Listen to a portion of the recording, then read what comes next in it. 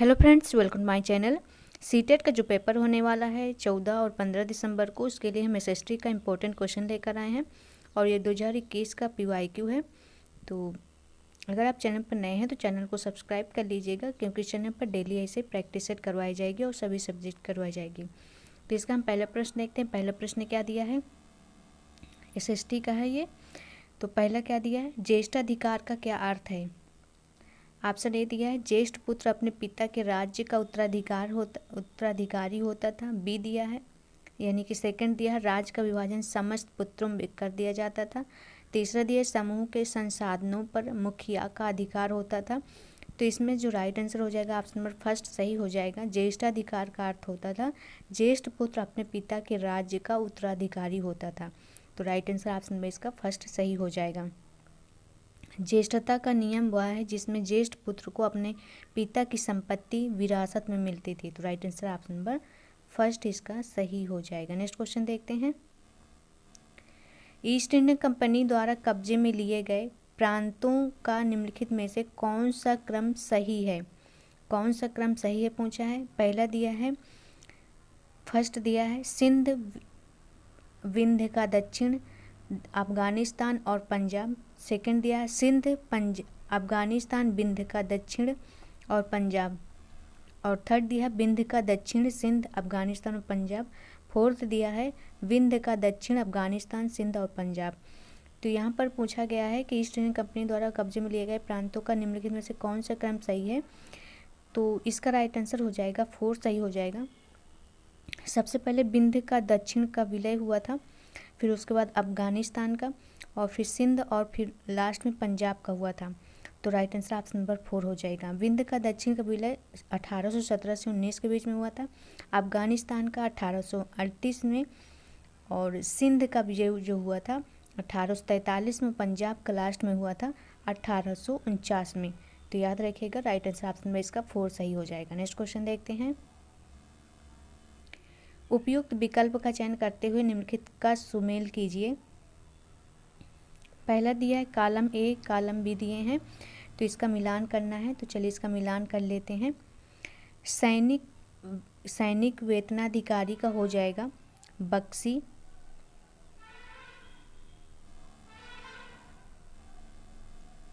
इनका हो जाएगा बक्सी हो जाएगा, तो ए का 4 हो जाएगा। और धार्मिक परिश्रम के प्रशासनिक, इनको बक्सी हो जाएगा इनका। सेना नहीं, सॉरी गलत हो गया, देखो, सैनिक वेतनाधिकारी का हो जाएगा बक्सी, ए का 3rd हो जाएगा। और धार्मिक परिश्रम के प्रशासनिक हो जाएगा सद्री हो जाएगा। सेना नायक का हो जाएगा कोतवाल, और नगर का हो जाएगा फौजदार। ठीक है,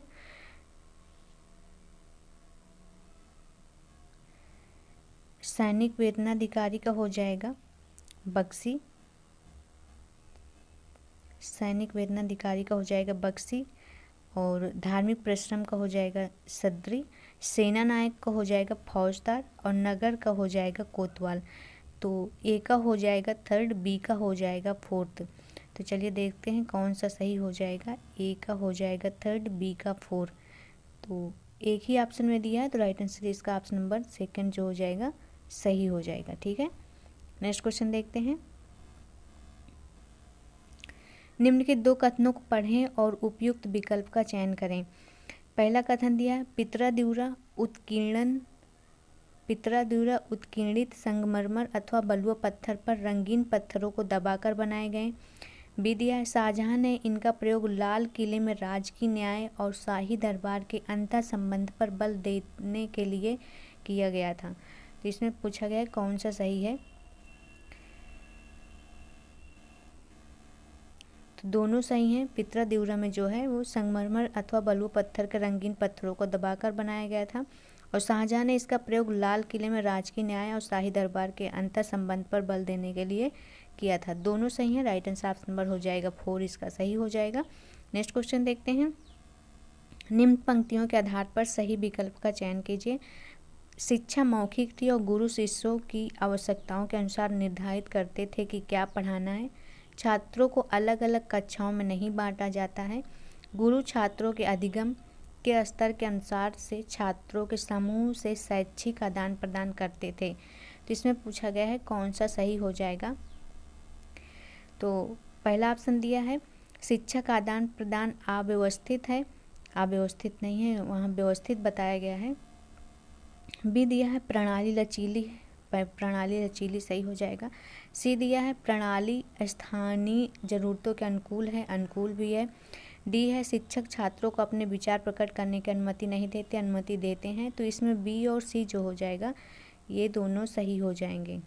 ठीक है, बी और सी दोनों ये सही हो जाएंगे। नेक्स्ट क्वेश्चन देखते हैं।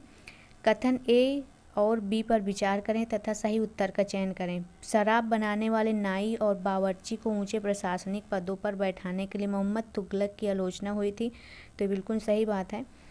मोहम्मद तुगलक की इसके लिए जो शराब बनाने वाले नाई और बावर्ची को ऊंचे प्रशासनिक पदों पर बैठाने के लिए मोहम्मद तुगलक की आलोचना हुई थी। तो कथन तो सही है, बी दिया है यह उस समय में प्रचलित सामाजिक आर्थिक रूढ़िबद्ध धारणा को दर्शाता है। तो ये भी सही है, इसका दोनों सही हो जाएंगे।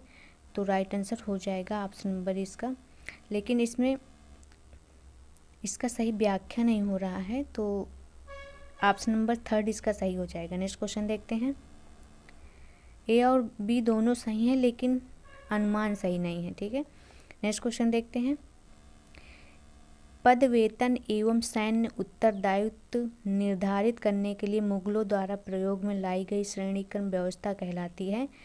तो ये कहलाती मनसबदारी व्यवस्था कहलाती। राइट आंसर ऑप्शन नंबर इसका फर्स्ट सही हो जाएगा। ठीक है, जहाँ भी पद और वेतन ये सब दिखे तो वो मनसबदारी व्यवस्था हो जाएगी। नेक्स्ट क्वेश्चन देखते हैं। निम्नलिखित ए और बी पर विचार कर सही विकल्प का चयन कीजिए। पहला वक्तव्य दिया है ब्रिटिश शासनकाल के दौरान भारतीय गांवों की ज़्यादातर भट्टियां अनुपयोगी हो गई थी। बी दिया है इसका एक कारण औपनिवेशक सरकार द्वारा जंगल का नया नियम लागू करना था। तो ये दोनों सही हो जाएंगे, दोनों सही हैं। ठीक है, ए और बी दोनों सही हैं और इसकी सही व्याख्या भी है। तो इसका राइट आंसर ऑप्शन नंबर 4 सही हो जाएगा। नेक्स्ट देखते हैं। महात्मा गांधी ने शिक्षा में कारीगरी सीखने पर जोर दिया, क्यों दिया था? यह बच्चों को पूरी तरह स्वतंत्र बनाएगा।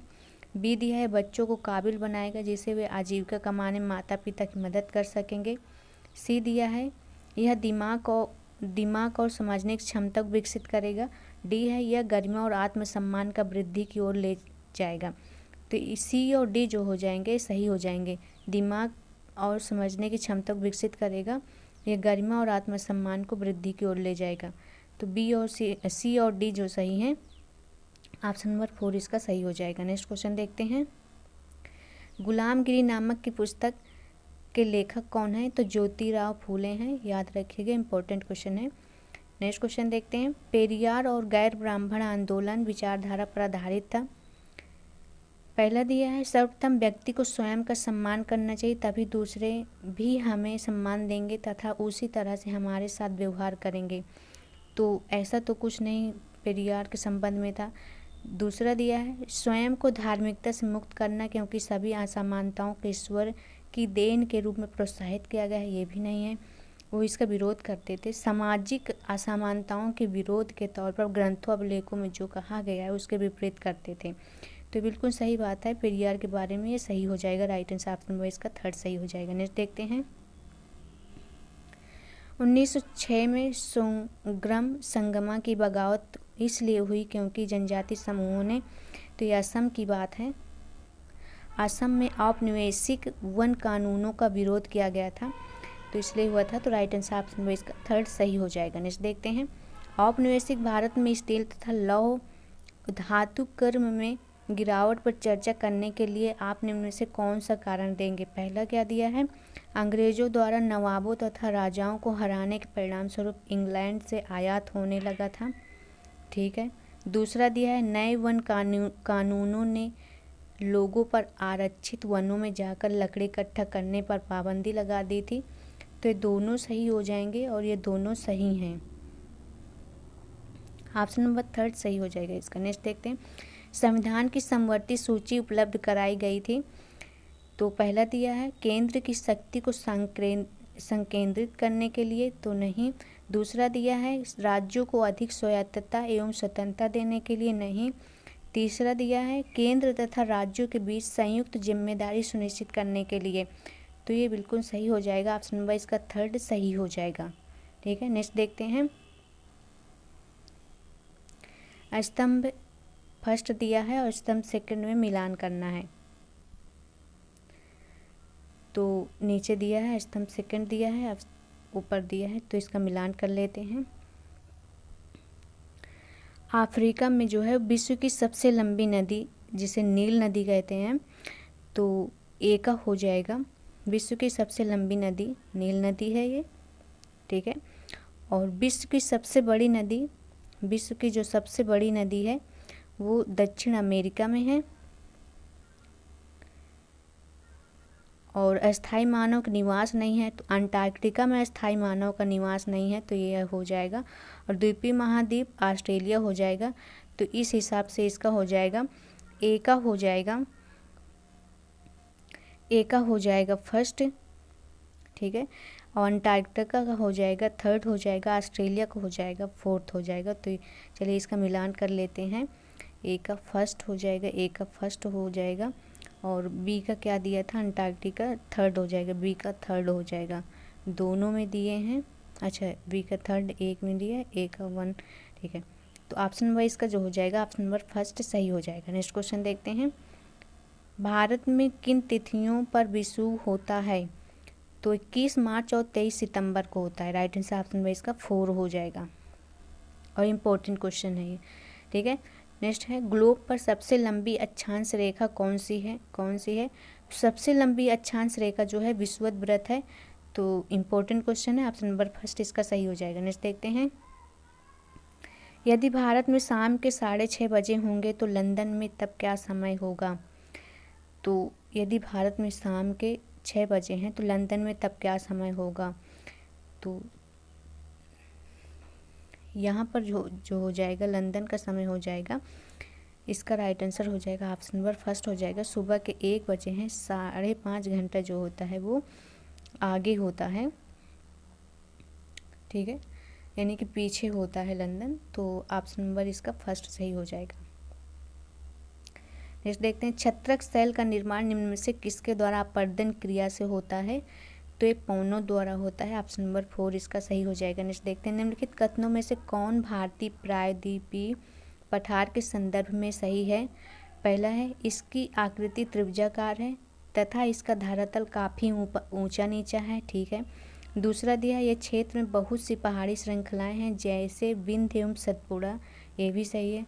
ठीक है, आरावली की पहाड़ियाँ विश्व की प्राचीनतम श्रृंखलाओं में से एक है। ठीक है, यह उत्तर पूर्वी नहीं उत्तर पश्चिमी है, तो यहाँ पर ये गलत हो जाएगा। चौथा है, पश्चिमी की तरफ बहने वाली नदियाँ नर्मदा तथा तापी इसी क्षेत्र से होकर बहती हैं। तो ठीक है, तो इसको सी को छोड़कर बाकी सभी सही हो जाएंगे। तो ए बी डी हो जाएगा, ऑप्शन नंबर थर्ड सही हो जाएगा। नेक्स्ट देखते हैं, निम्नलिखित में से कौन सा कथन सही है?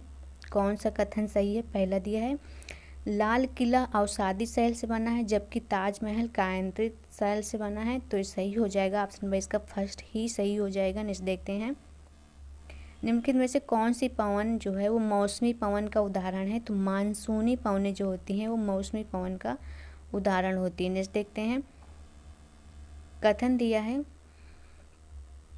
ए और बी पर विचार करें तथा सही विकल्प का चुनाव करें। पहला दिया, चांद पर जीवित बचे रहने के लिए अंतरिक्ष यात्री को विशेष सुरक्षा पोशाक पहननी होती है। तो ये तो सही है। बी दिया, चांद पर वायुदाब नहीं है और अंतरिक्ष यात्रियों के शरीर की रक्त शिराएं विपरीत बल के कारण फट भी सकती हैं। तो ये दोनों सही हो जाएंगे इसका।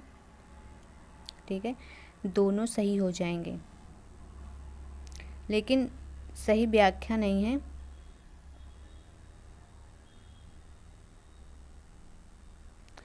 अच्छा, इसमें क्या दिया देखें।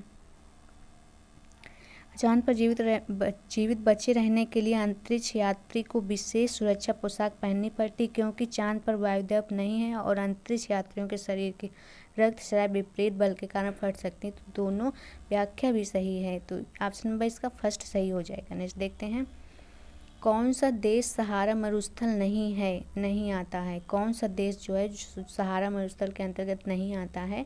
दक्षिणी सूडान जो है ये नहीं आता। ऑप्शन नंबर इसका फोर्थ सही हो जाएगा।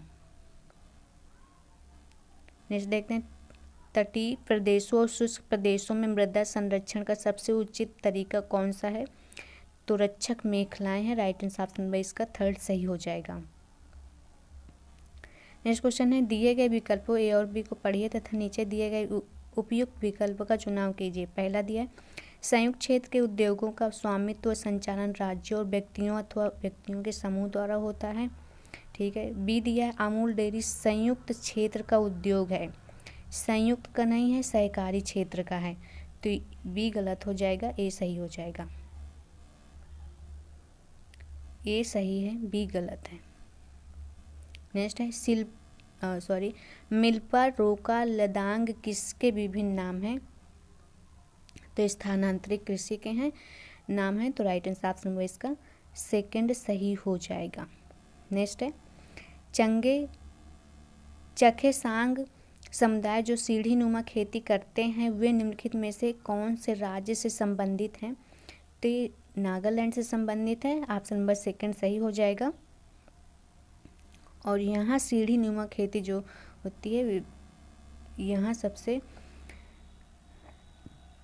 अच्छी होती है, मतलब यही अच्छी तरीके से यही जो होती है सीढ़ी नुमा खेती यही अच्छी तरीके से यहाँ की जाती है।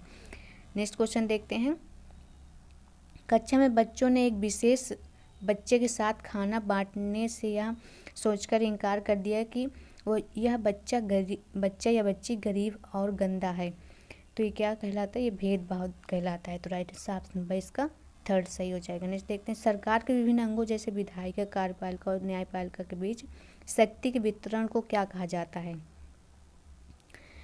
तो शक्ति का क्षैतिज वितरण हो जाएगा। ऑप्शन नंबर इसका फर्स्ट सही हो जाएगा। अगर वीडियो अच्छी लगी तो लाइक कर दीजिएगा और चैनल को सब्सक्राइब कर लीजिएगा।